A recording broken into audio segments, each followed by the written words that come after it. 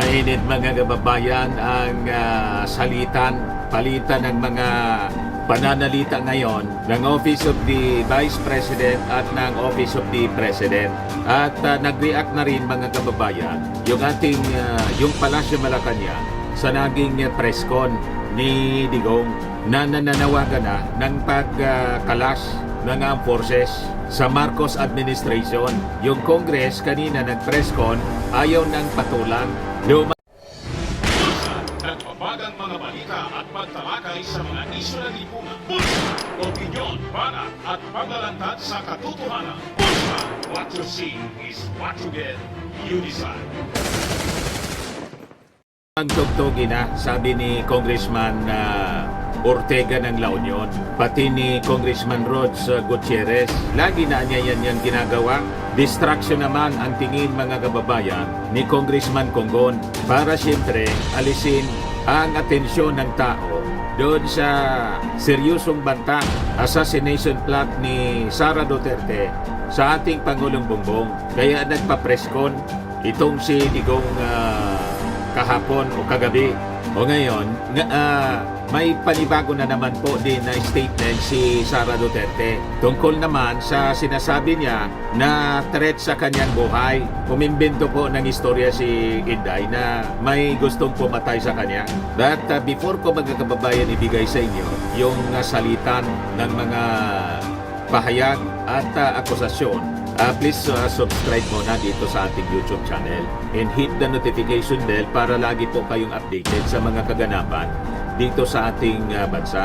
Like and share na rin po ninyo ng ating video at huwag na rin po ninyo na skip yung ating mga commercial ads para tuloy-tuloy lang ang pag-unlad na Bagong Pilipinas. Kaya niya Mr. Maravillas, naniniwala ka sa mga sinasabi ni Inday? Mahirap po paniwalaan ang pamilya Duterte kasi kilala natin ang mga sinungaling.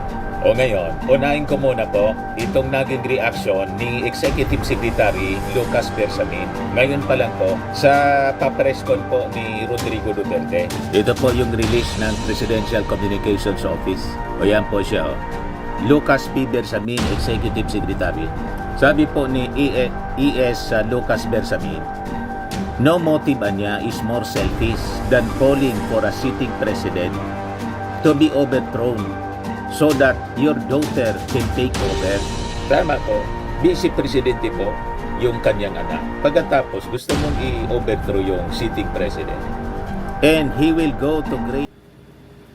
Itong ating programa mga kababayan, atid sa inyo nitong ating mga sponsors.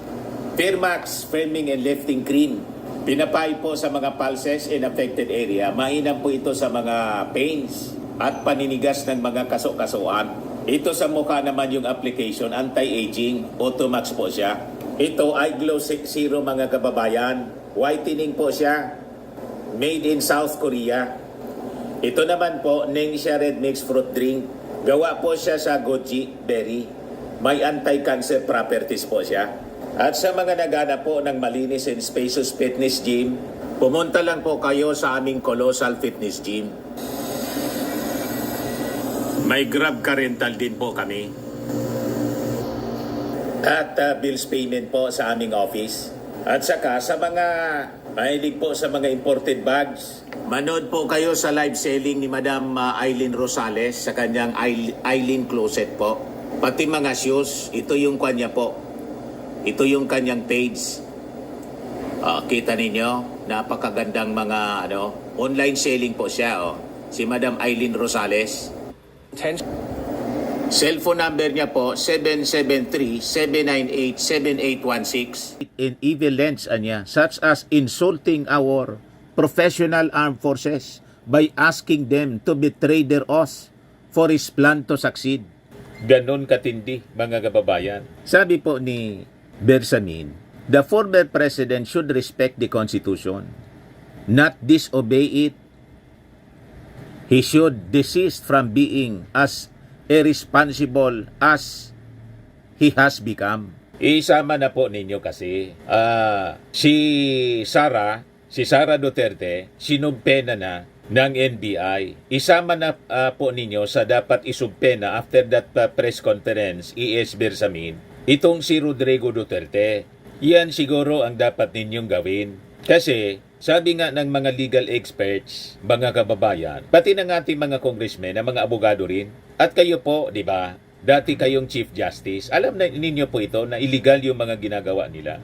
Pwedeng pumasok sa inciting to sedition ang ginagawa ni Rodrigo Duterte. Hindi kayo po irerespeto ang ating gobyerno pag hindi po kayo gumawa ng mga legal actions. We hope na after this statement, ang sunod po, subpena. So sabi po ni Bersamin, nakakagulat ang garapalang panawagan ni dating Pangulong Duterte sa ating sandatahang lakas na maglunsad ng kudita laban kay Pangulong Ferdinand R. Marcos Jr. This administration anya will not shirk from its sworn duty to govern and manage the affairs of the Filipino nation. According to the Constitution and the rule of law, it will defend its legacy before the Filipino people only by lawful means. The state will act resolutely to go against all unlawful attempts and challenges. So mabuti naman po kung pumalag yung ating Pangulong Bongbong Marcos doon sa naging banta ni Sara Duterte na ipa-assassinate silang mag-asawa, pati si Martin Romualdez. Dapat pumalag na yung ating Pangulong Bongbong Marcos sa pag-incite for rebellion and sedition ni Rodrigo Duterte sa Administrasyong Marcos na ibinoto by landslide ng ating mga mamamayang Pilipino. Hindi katanggap-tanggap ang marahas na pang-aagaw ng kapangyarihan upang madaling maluklok bilang Pangulo sa pamamagitan ng pagpaslang, panggugulo at pag-aalsa. Maghintay kayo sa tamang panahon, sumunod sa tamang pamamaraan.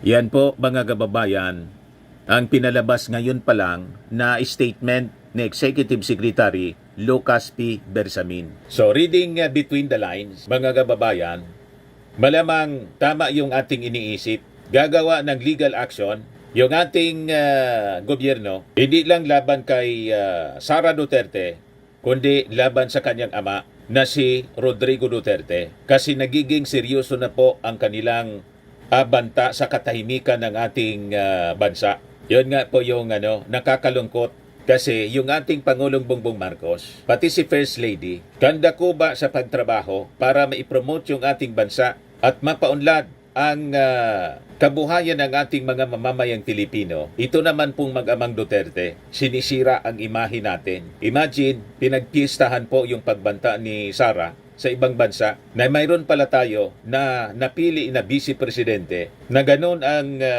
criminal tendency po. Lantaran ang pagbanta. Never in the history of any country, sa aking pagkakaalala mga kababayan, in my almost 40 years na pag-practice natin as a journalist, wala pa akong ganito na nakitang isang leader ng isang bansa na banta ang patayin yung kanyang presidente. Si Sara Duterte pa lang po ang nakagawa nito. Ngayon, ito naman yung statement ni Sara Duterte mga kababayan. Hindi ko na siya tinatawag na vice presidente kasi ayaw na natin sa kanya. Pangalawa, sabi nga natin, kaya sinasara ko siya kasi po, binalahura na po ni Sara Duterte ang opisina ng vice presidente. Sabi niya sa kanyang pinalabas na statement ngayon, November 26, this is anya in response to the statement issued by the Presidential Communications Office on the orders of Executive Secretary Lucas Bersamin dated November 23, 2024. The Vice President Security and Protection Group or BPSPG was created and became an Armed Forces of the Philippines wide support and separate unit by virtue of the Department of National Defense DND order signed by Secretary Delfin Dorinsana dated June 20, 2022 with a corresponding armed forces table of personnel and equipment, a move to distinguish the security of the Vice President and make it independent. After I resigned from the Department of Education, the unit was unceremoniously assigned as a unit under the Presidential Security Command or PAC. Therefore, the security of the Vice President is now under the control of the PAC and as a consequence influenced by the decision of the Office of the President. Presuming the PEC is still a non-partisan professional organization, why is the command eerily quiet on the documented threats to me, my family, and the OBP personnel? The silence is then proof that the inclusion of the BPSPG in the PSC is clearly to undermine my security and nothing else. Thank you. Sara Duterte, yung sinasabi ni Inday na mismong yung security niya, isang security personnel niya po, ang nagbanta sa kanyang buhay, ang sabi na documented, kwento man lang po. Wala man pong official na report tungkol dyan. Itinanong mga kababayan doon sa press con ng Department of Justice. Yan mismo ang sabi ni NBI Director Jimmy Santiago. Wala man silang nare-receive na report. Kung may banta, sino sa mga personnel, PSG personnel na naka-assign sa kanya, nagbanta sa kanyang buhay? Bakit hindi niya kasuhan? Tama po. Wala man po na legal action na ginawa. Kwento man lang po niya na may banta sa kanyang buhay. Parang yung kwento niya, mga kababayan, nung binawasan siya ng security personnel, ni-recall ni General Marbil, na galit siya. Ang akala natin, inubos ni General Marbil yung security detail ni Inday. Yun pala po, after na i-recall, may 400 pa pala na security personnel na nagbabantay po kay Sara Duterte. Imagine that. Ang sabi niya, sino-surveillance daw siya. Wala mang official report na may nag-surveillance sa kanya. Lahat man lang po kwento. So ito ngayon, sumulat si Sara Duterte. Sumulat ng isang statement. Naglabas siya ng isang statement. Ito na nga po. Ngayon, kung itatanong ninyo kung naniniwala tayo sa mga kwento po ni Sara Duterte, same nang sinabi natin sa kanya. Ang pamilya Duterte po, mahirap paniwalaan kasi po ang mga kwento nila, bali-baliktad po. Ngayon, may isa pang statement na pinalabas si Sara Duterte. Ito po as published by One News. Sabi dyan sa report, look, Vice President Sara Duterte responded to the statement issued by the Presidential Communications Office on November 23 regarding the threat against President Marcos. Duterte criticized the administration for supposedly misinterpreting their previous remarks and turning them into a national security issue without a reliable investigation. Paano mami-misinterpret na siya mismo ang naglinaw? No joke anya, no joke. Binantaan niya, napakinggan ng buong mundo kasi ginamit niya po Zoom meeting with yung mga vloggers niya po at sympathetic na mga reporters. Napakalinaw po na preserve na po ng National Bureau of Investigation. Na-request na po sa Facebook. Confessed, mastermind po si Sara Duterte. Siya mismo ang nagsabi, galing sa kanyang bibig. Paano misinterpreted na sinabi pa niya na no joke 2 times? No joke anya, no joke. O di no joke.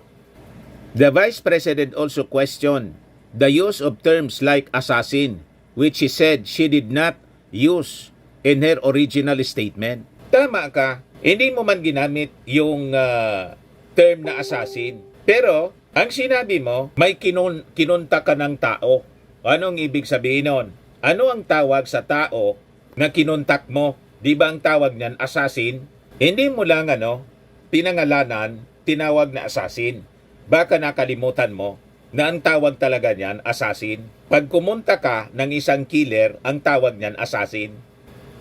Kaya, wala nang kawala. Yan kasi, nasubrahan ng yabang at yung advice natin sa kanya mga kababayan at sa kanyang mga supporters na si Inday dapat magparehab, magpatingin sa mga eksperto sa pag-iisip. Ayaw ninyong pakinggan. Ito na ngayon, lumala ang kanyang kalagayan, nilagay niya sa napakalaking problema yung sarili niya. Siya man lang po ang gumawa ng kanyang sariling, ng kanyang problema sa ngayon. Patong-patong na kaso ang kanya pong kakaharapin. Nag-press con yung kanyang tatay to distract the public at sumaklolo kay Inday. O damay na yung kanyang tatay. Malamang si Rodrigo Duterte ang sunod na isubte na po ng NBI at ng DOJ. Basahin natin yung kanyang statement. This is a reply to the statement issued by the PCO on order of Executive Secretary Lucas Bersamin dated November 23, 2024. The Marcos administration's insistence that the President's life is under active threat is ominous. I raise this caution as the President and his sycophant aggressively sell a narrative based entirely on my statement which is taken out of its logical context. There is absolutely no flesh on the bone, and despite the absence of a reliable investigation, authorities were quick to consider this a national security concern. May sumpena na po kayo, sa NBI na lang po kayo magpaliwanag. And maybe, pag na-file yung asunto, patong-patong na kaso po sa inyo, kasi hindi man po mahilig ang ating gobyerno sa tukhang AGK, sa korte na lang po kayo magpaliwanag. At yung husgado naman po, i-evaluate yung inyong mga statement as recorded by Facebook. The diametric contrast in action are displayed when I have expressed in previous months threats to my person and continuing threats to the life of OBP personnel. Pinalalabas niya na may threat sa kanya kasi noon pa dinisplay niya yung gorgor niya rito. Sabi ko nga mga kababayan, kung may gustong gumorgor sa iyo na itinuturo mo, niya mga kababayan, silang lahat niya. May video siya po. Kung may nag-attempt na gumorgor, alimbawa security personnel niya, yun ang sinasabi niya eh. Mabuhay pa kaya po na may security, may 400 security siya mga kababayan? Ginamit pa, hindi man lang baril mga kababayan, kundi gorgor nga po. Kutsilyo, makalabas pa sa kanyang pamamahay po ang asylum. So napaka-imposible. Malamang yung gorgor niya rito, kasi hindi man niya pinapaliwanag ng maayos, malamang self-inflicted siya. Or kung hindi, baka may problema siya sa lalamunan, operasyon.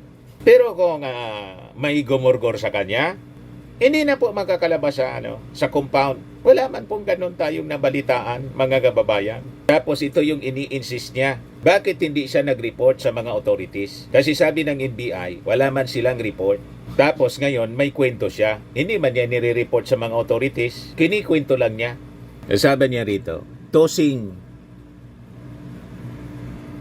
the word assassin niya into this issue makes things even more terrifying, and especially because I never used the term during my recent consternation against the Marcos administration's failure to serve the Filipinos while it masterfully persecutes political enemies. Sino man na political enemies yung pinipersecute po? Imalinaw po, ang bullying at pang-aaway at banta galing po mismo sa inyo. Ilang beses na kayong nagbanta ang buong pamilya ninyo? Pinagbantaan yung ating Pangulong Bongbong Marcos. Ngayon nga lang nag-react yung ating Pangulo kasi sumubra na kayo.